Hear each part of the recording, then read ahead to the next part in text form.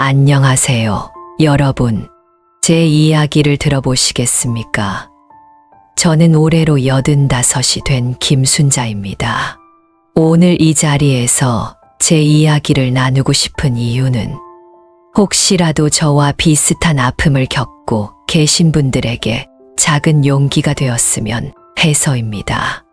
요즘도 뉴스를 보면 노인학대 사건이 많이 나오더군요. 그럴 때마다 제 가슴이 미어집니다.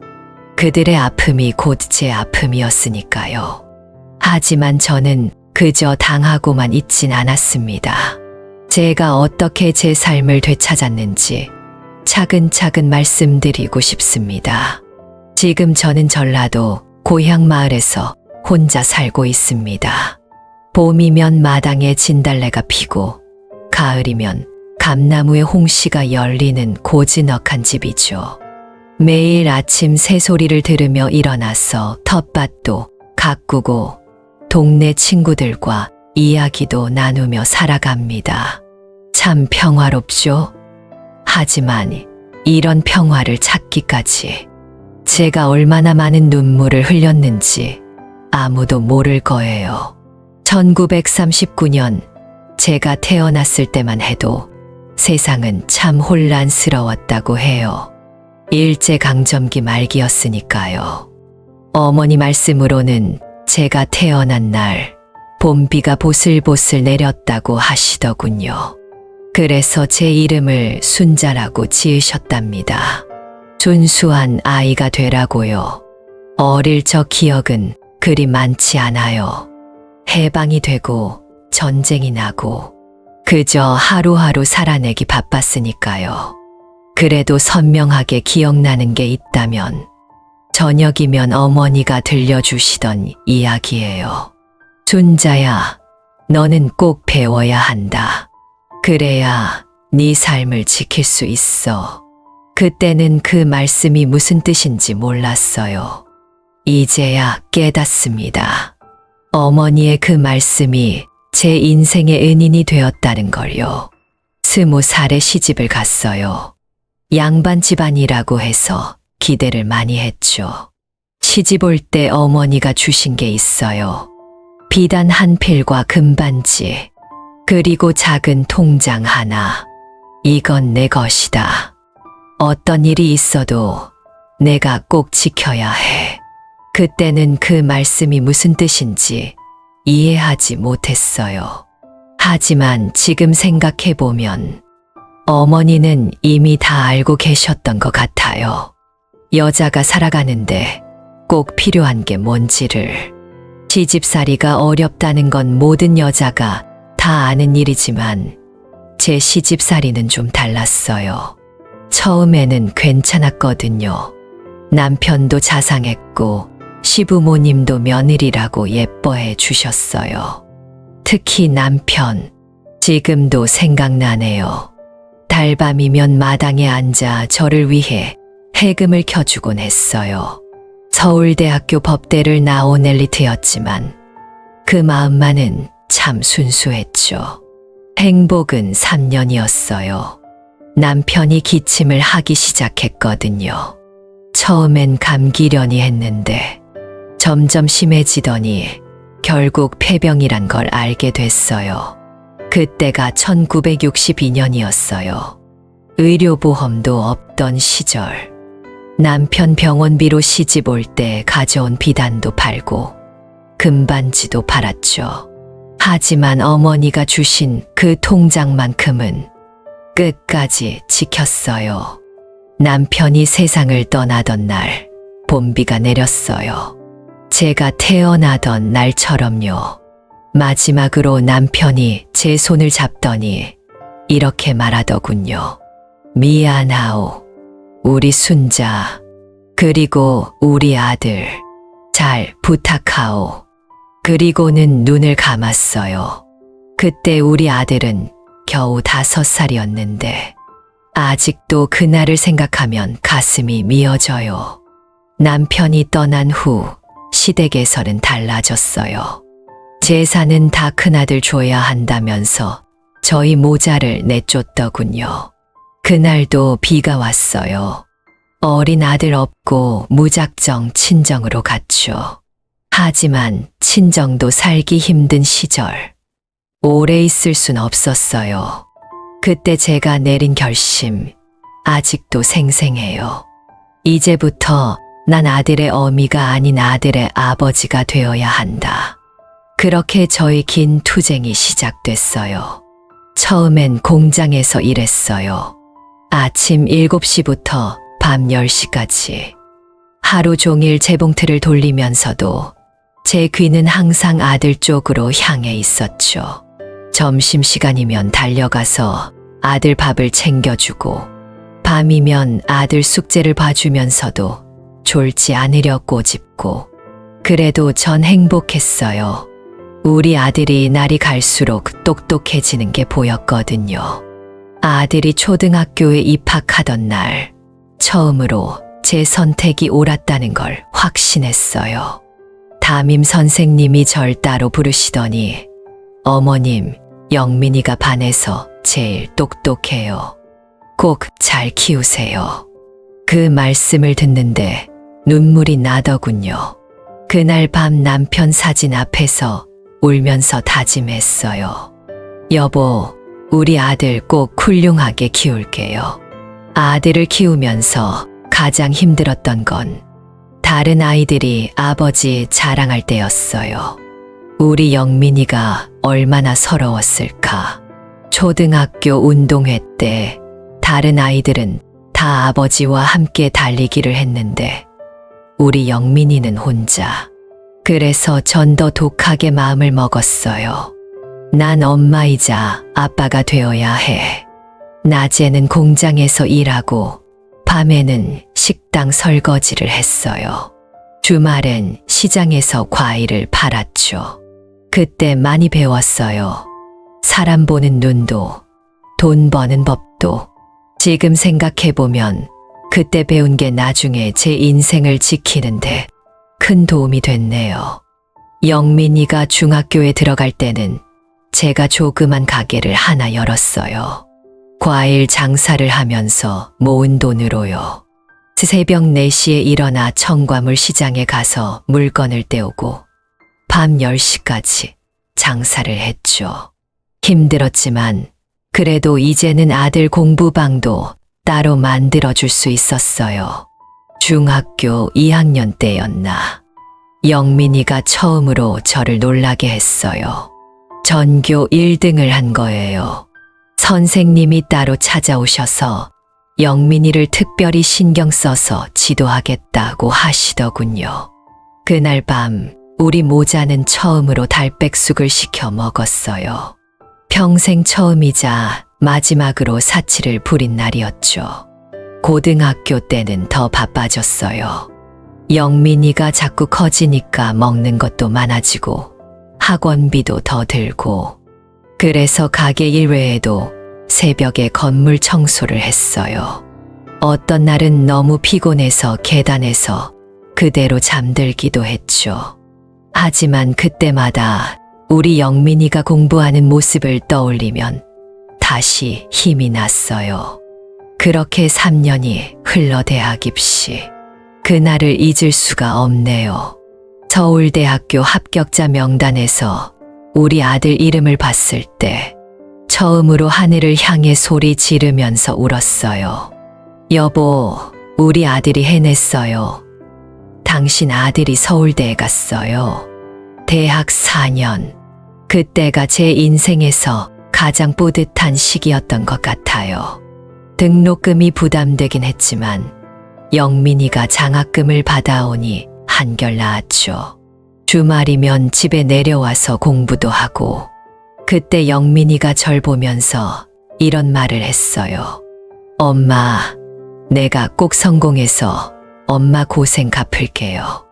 그 말을 들으니 그동안의 고생이 다 씻겨 내려가는 것 같더군요.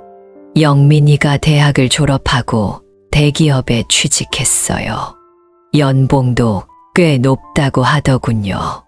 아들이 첫 월급을 받아왔을 때 그 설렘이란, 봉투를 건네며 하는 말, 엄마, 이제부터는 제가 엄마 모실게요. 그 말에 눈물이 날 것 같았어요. 하지만 전 그 돈을 받지 않았어요. 대신 이렇게 말했죠. 내가 번 돈으로 내 미래를 준비해라. 30이 되던 해에 영민이가 결혼한다고 했어요. 회사에서 만난 여자라고. 처음 미영이를 봤을 때가 생생해요. 까만 생머리에 하얀 피부. 참 예뻤어요. 무엇보다 예의 바르고 똑똑해 보이더군요. 첫 만남에서 미영이가 제게 큰절을 하면서 어머님, 저 앞으로 잘하겠습니다 하는데 가슴이 뭉클했어요. 결혼식도 참 예쁘게 했어요. 미영이가 웨딩드레스 입고 걸어오는데 마치 천사 같더군요. 하객들도 다들 예쁜 신부라고 칭찬했어요. 그날 저녁 영민이가 절 꼭 안아주면서 엄마, 이제 미영이랑 셋이서 잘 살게요 하는데 그때만 해도 전 정말 행복했어요. 처음 몇 달은 정말 좋았어요. 미영이는 매일 아침 문안 인사를 드리고 주말이면 제가 좋아하는 떡갈비도 만들어주고 명절 때는 선물도 챙겨주고요. 어머님, 이거 제가 정성껏 골랐어요 하면서요. 주변에서도 다들 부러워했어요. 순자 씨는 복이 많네. 며느리 참 잘 만났다 하면서요. 하지만 사람은 오래 보아야 안다고 했던가요? 변화는 아주 미세하게 시작됐어요. 처음에는 눈치채기도 힘들 정도로요. 아침밥을 차리면서 한숨을 쉰다든가, 제가 거실에 있으면 일부러 방으로 들어간다든가, 그런 작은 것들이었어요.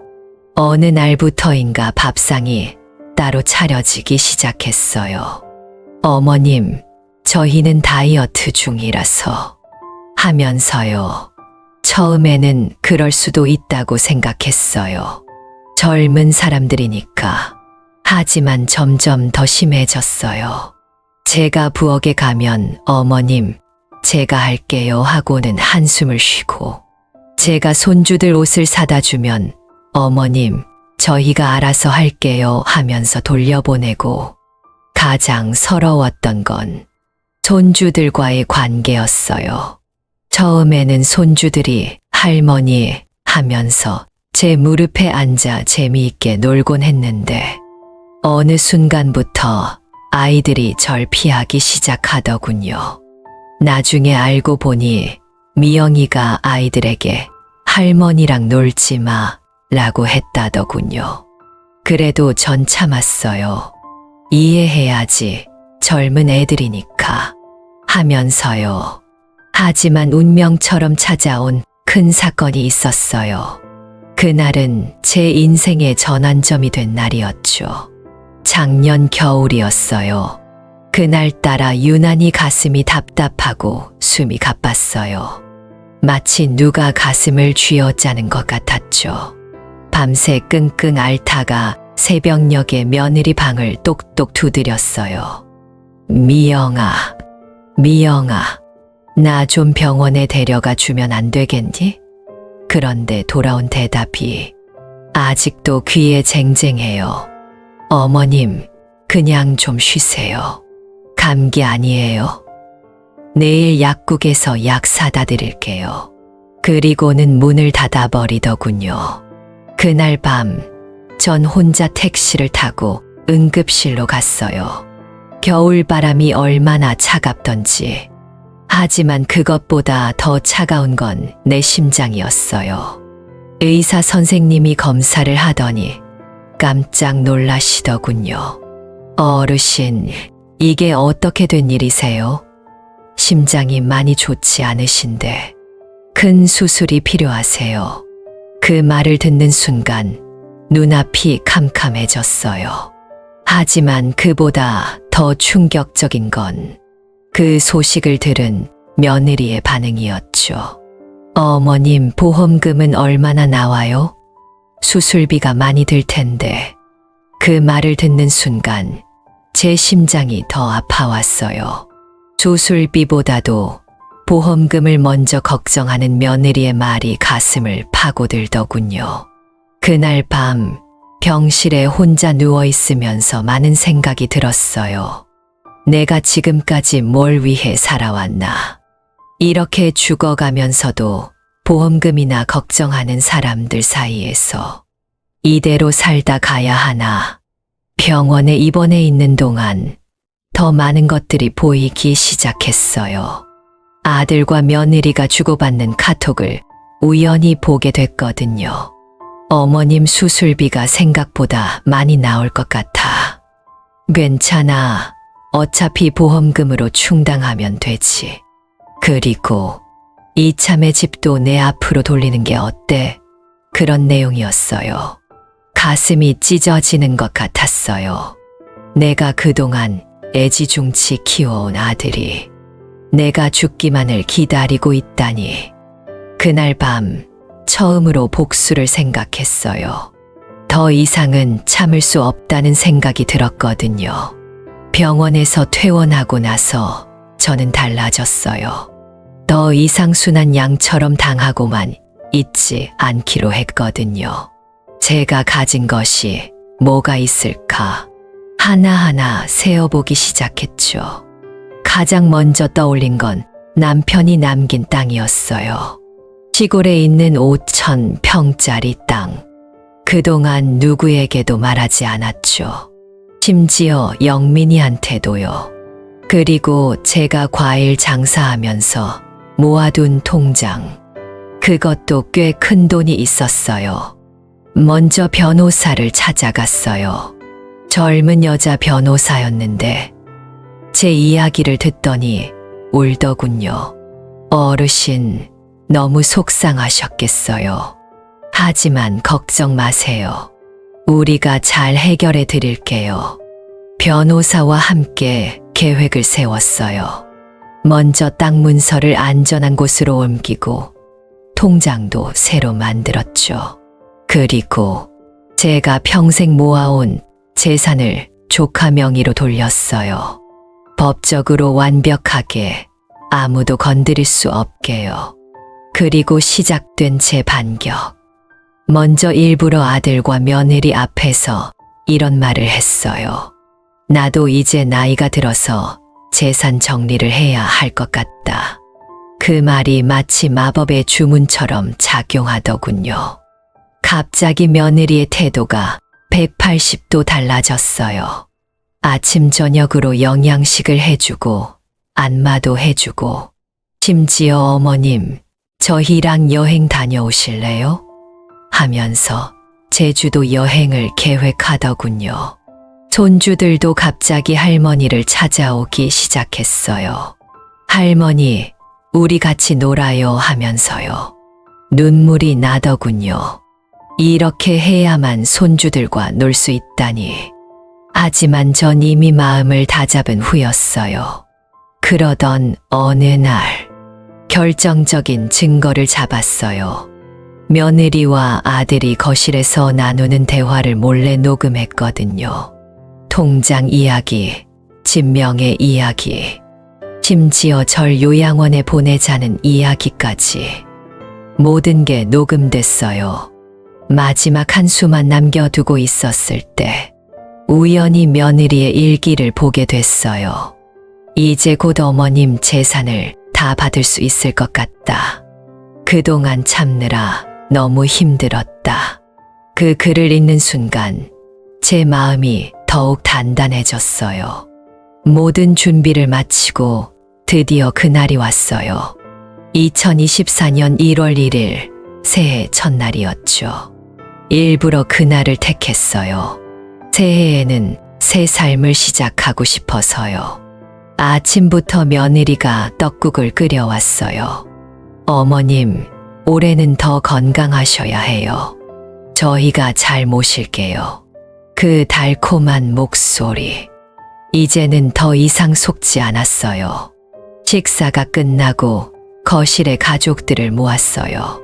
아들, 며느리, 손주들까지. 모두 앉혀놓고 이렇게 말했죠. 얘들아, 나 중요한 얘기가 있구나. 너희들이 그토록 기다리던 재산 얘기야. 며느리의 눈이 반짝이더군요. 아들도 갑자기 바른 자세로 앉았고요. 전 천천히 서류 가방을 열었어요. 그리고 하나씩 꺼내기 시작했죠. 첫 번째로 꺼낸 건 병원 기록이었어요.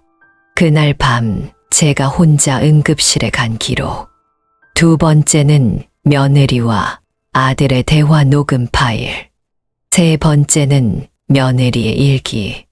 마지막으로 변호사 사무실에서 준비한 법적 서류들. 이게 다 뭐냐고. 이건 너희들의 진짜 모습이야. 내가 얼마나 아팠는지, 너희가 얼마나 내 재산만 바라보고 있었는지 다 여기 있어. 순간 방안이 얼어붙었어요. 며느리는 창백해져서 말도 못하고 아들은 고개를 숙였죠. 손주들은 상황을 이해하지 못하고 어리둥절해하고 있었고요. 그리고 하나 더. 너희가 그토록 바라던 내 재산 이미 다 정리했다. 시골 땅도, 통장도, 이 집도. 이제 너희는 아무것도 가질 수 없어. 며느리가 울면서 매달리더군요. 어머님, 그동안 잘못했어요. 용서해 주세요. 다시 잘할게요.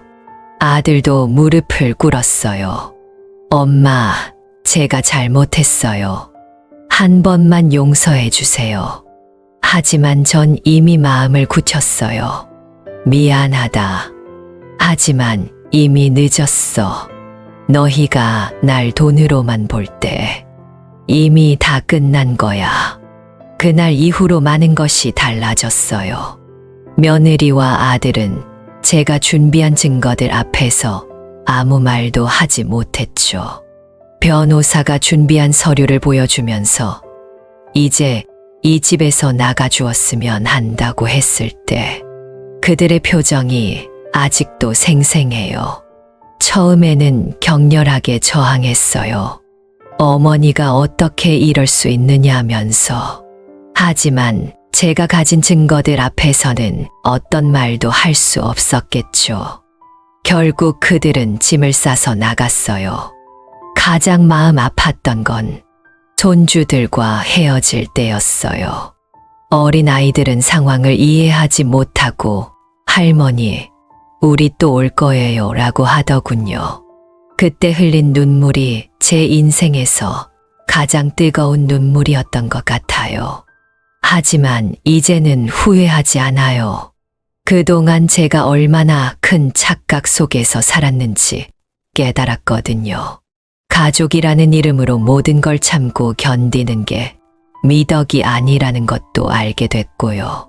지금은 제 고향인 전라도 시골 마을로 돌아와 살고 있어요. 작은 마당이 있는 집을 하나 샀죠.